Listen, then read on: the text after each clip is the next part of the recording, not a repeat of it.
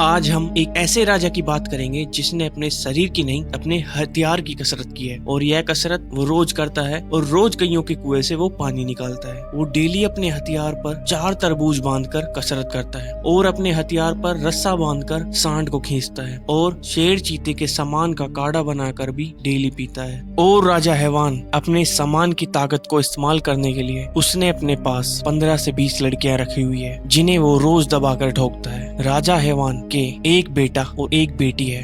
बेटा जिसका नाम तूफान है पर उसकी सारी हवा निकल चुकी है, पर बेटी जिसका नाम रसीली है उसके अंदर अपने पिता के सारे गुण मौजूद हैं। उसकी गुलाबी गुफा हमेशा किसी के इंतजार में रहती थी। एक दिन रसीली अपने पिता से कहती है, मैं बाहर जाकर पढ़ना लिखना चाहती हूँ और बहुत ज्यादा लेना चाहती हूँ ज्ञान। लेकिन उसके पिता को पता था कि रसीली क्या लेना चाहती है। अगले दिन दोनों भाई बहन खेल रहे थे, तभी वहाँ पर हमराज नाम का एक लड़का आ जाता है जो कि रसीली से टकरा जाता है और दोनों नीचे गिर जाते हैं। तभी उन दोनों की नजर सामने एक झाड़ी में जाती है जहाँ पर एक मानव जोड़ा एक दूसरे की ठुकाई कर रहे थे और वो यह देखकर गर्म हो जाती है, पर वो अपने आप को कंट्रोल कर लेती है। तभी राजा हैवान दिखाया जाता है जो कि सैनिकों को रसीली के पीछे लगा देता है, क्योंकि रसीली अपनी छोटी गुफा में कभी भी कोई बड़ा डंडा ले सकती थी। तभी राजा की एक रानी राजा के पास आती है और उसे कहती है कि आओ मैं आपको चूस चूस कर चाट कर शांत कर देती हूँ। तभी राजा हैवान उसके तंबू में अपना बम्बू देकर बहुत ठोकता है, पर तभी वहाँ रसीली आ जाती है। वो अपने पिता को देखकर पूछती है कि आप क्या कर रही हैं। तभी राजा कहता है कि मैं गड्ढा खोद रहा हूँ। तभी रसीली अपने पिता से मजे लेने लगती है। तभी रसीली बहुत सोचते हुए अंदर आ जाती है और वो वहाँ से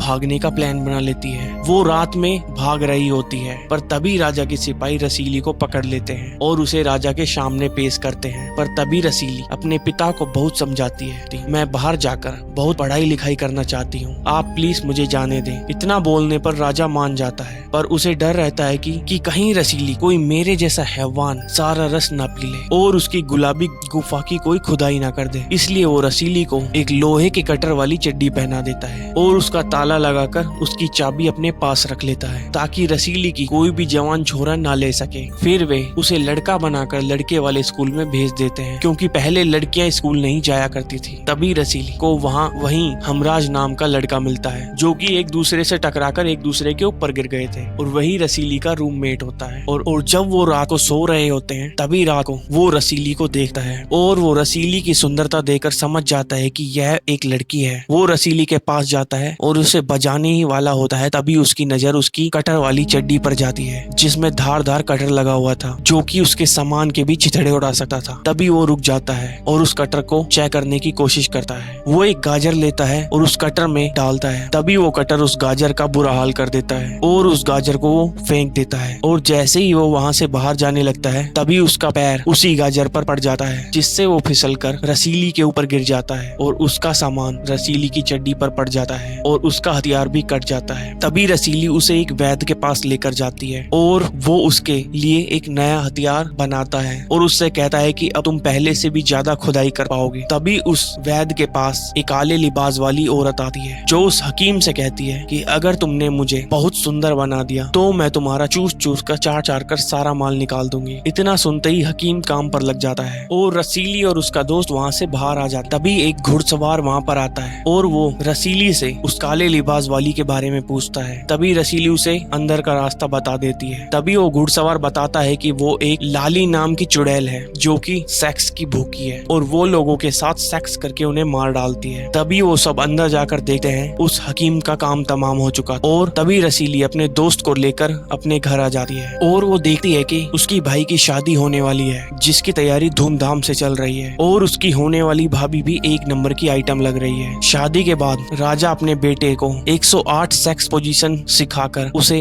जंग लड़ने के लिए कहता है और उसे हनीमून के लिए कमरे में अंदर भेज देता है और वो बाहर से चेक करने लगता है और वो देखता है कि उसकी बेटे की तलवार 1 मिनट में ही टूट चुकी है और यह देखकर राजा आग बबूला हो जाता है और अब राजा खुद जंग में कूद पड़ता है और वो अपनी बहू की इतनी पोजीशन में लेता है जितनी अंग्रेजों ने भी नहीं ली होगी। और तभी वो बहू अपने ससुर की मर्दाना ताकत को देकर उसकी रखेल बन जाती है और कुछ दिन बाद राजा की 2 रानियों की कोई हत्या कर देता है और उनको देखकर लग रहा था कि बड़े ही मोटे हथियार ने इनकी आगे पीछे से ली है, जिसके बाद उनकी हत्या कर दी गई है। कुछ टाइम बाद राजा के बेटे और उसकी दूसरी रानियों की भी कोई मार लेता है। तभी वहीं पर वही घुड़सवार आ जाता है और वो राजा को बताता है कि यह हत्या और कोई नहीं, आपकी रखेल लाली ने की है, जो कि एक प्यासी चुड़ैल है। इतना सुनते ही राजा भड़क जाता है, क्योंकि वो रखेल की गुफा में रोज अपनी डुबकी लगाता और वो उसके प्यार में भी पागल। और तो और वो उस घुड़सवार को मारने के लिए रात में निकल जाता है और वो राजा उस घुड़सवार के गले में जहर वाला तीर घुसा देता है। तभी रसीली वहाँ जाती है और उसका इलाज करने में लग जाती है, पर उसे पता चलता है कि इस जहर का सिर्फ एक ही इलाज है, जो कि कोई कंवारी ही लड़की कर सकती है। और वो इलाज यह होता है कि उसे इस घुड़सवार के घोड़े की सवारी करनी होगी, और वो भी दोनों ही तरफ से, आगे और पीछे से, और तभी घुड़सवार बच पाएगा। तभी रसीली बिना सोचे अपनी कटर वाली कच्छी उतार देती है और उसके घोड़े की फुल सवारी करती है। फिर वो घुड़सवार बच जाता है। तभी दूसरी तरफ लाली चुड़ैल उस चौधू राजा को भी मार डालती है। तभी वो घुड़सवार लाली को मारने आया होता है और वो उसको जैसे ही मारने जाता है, पर वो भी लाली की खूबसूरती में पागल हो जाता है और मौका देकर लाली उसे भी मार डालती है। तभी रसीली को एक जादुई किताब से पता चलता है कि जब कोई लाली के साथ हम बिस्तर हो रहा होगा, तभी अगर कोई उसकी नाभि में चाकू मार दे, तभी लाली की हत्या की जा सकती है। तभी रसीली लाली के साथ हम बिस्तर होने की साजिश रचती है और वो रात में जब लाली को सेड्यूस करके उसके साथ हम बिस्तर हो रही होती है, तभी रसीली का दोस्त उस्मान लाली की नाभि में पीछे से तलवार डाल देता है और फिर रसीली और उसका दोस्त दोनों मिलकर लाली को मार डालते हैं और इसके साथ ही लाली की दहशत खत्म हो जाती है और इसके साथ ही लाली का अंत हो जाता है। और उसके बाद खुशी खुशी रसीली और हमराज दोनों मिलकर शादी कर लेते हैं और इसी के साथ यह मूवी भी समाप्त हो जाती है। अगर वीडियो आपको अच्छी लगी हो तो एक लाइक कर देना और एक सब्सक्राइब कर देना। धन्यवाद।